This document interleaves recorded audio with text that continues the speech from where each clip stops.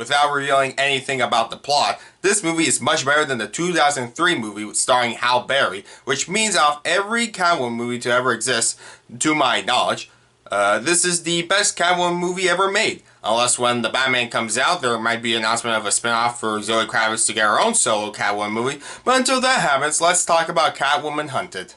Part of DC's direct-to-DVD or streaming on Amazon Prime, which is how I watched it, animated movies, which I'd say many times before last year, that DC direct-to-DVD movies are really good most of the time, sometimes better than theatrical superhero movies. But by this point, most people already know that, so that's why this was part of DCE3.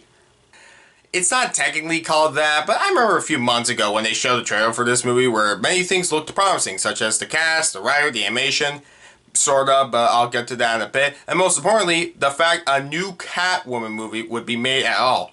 I always thought Catwoman could easily have her own movie. And this was actually a trailer, not some lame behind-the-scenes video with maybe a prop or just talking about the movie and not showing stuff that's, too early. I mean, this is why you don't show this stuff too soon. So, now that the movie's finally out, what did I think of it overall? Well, I guess before I get to that, let's go over what most people already know. So Catwoman is one of Batman's most famous rogues, as she is a burglar, and that's about it. Obviously, there's more to her than that, but what I mean is that she's been so different in every version I've seen her for, whether it be the anime series, Batman Returns, The Dark Knight Rises, and so forth.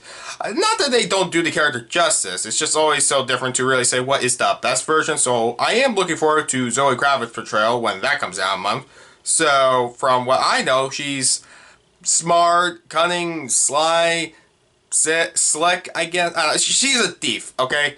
Anyways, other things to mention are, one, the animation is the most obvious on screen. I mean, it is an animated movie, but since it's doing the art style of anime, and I'll get to more detail into that later. Next, the movie is directed by Shunsuke Terasawa, and what honestly gave me confidence this would be great being written by Greg Weisman. Well, his most well-known work would be that for creating Gargoyles.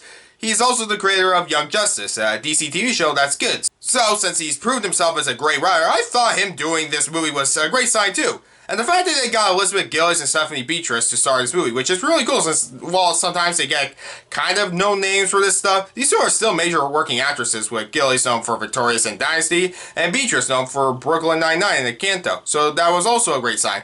With all that said, what's the movie about? Catwoman, voiced by Elizabeth Gillies, is after a rare emerald called the Cat's Eye Emerald, because of course it's called that, which she tries to steal during a masquerade party held by the leader of an underground organization for the worst of the worst. In terms of actual crime syndicates, not like Joker or Lex Luthor, I guess, called Leviathan. Barbara Minevra, voiced by Kirby Howell-Baptiste, as Black Mask, voiced by Johnathan Banks, is exchanging the emerald with her as a part of a way to get into Leviathan himself.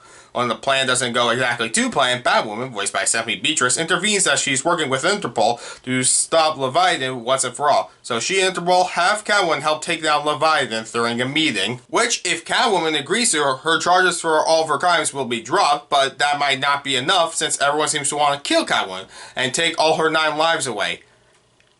I don't know, I didn't have a clever cat pun in mind to end this, so let's get right into it. What did I think of the movie? It's alright. In fact, it's good for what it is. Barely 8 minutes long. I mean, it's less than that with credits, but straight to DVD movie about Catwoman, and it does a good job at it, not being something worth seeing in theaters, but worth watching to some extent.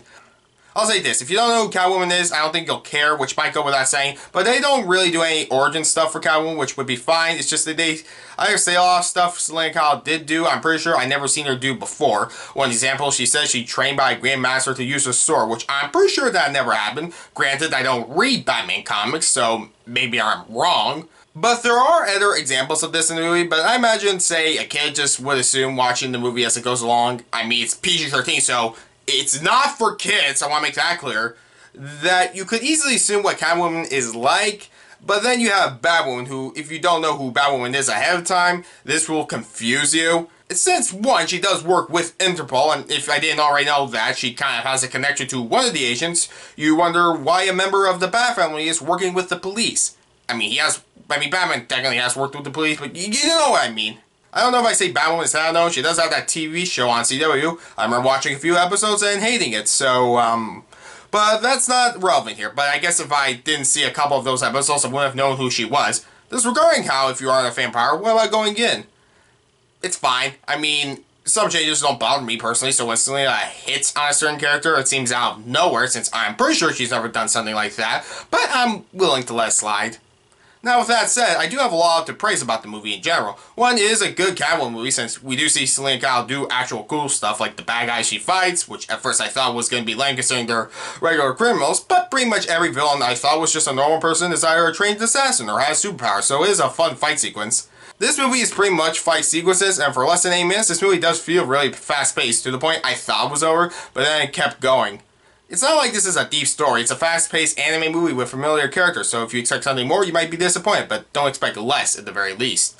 Speaking of which, the anime works for the movie. I haven't seen a ton of anime, as in the only ones I watch are the Hayao Miyazaki movies. I don't hate anime or anything, but it's always weird to me how most countries try to replicate anime.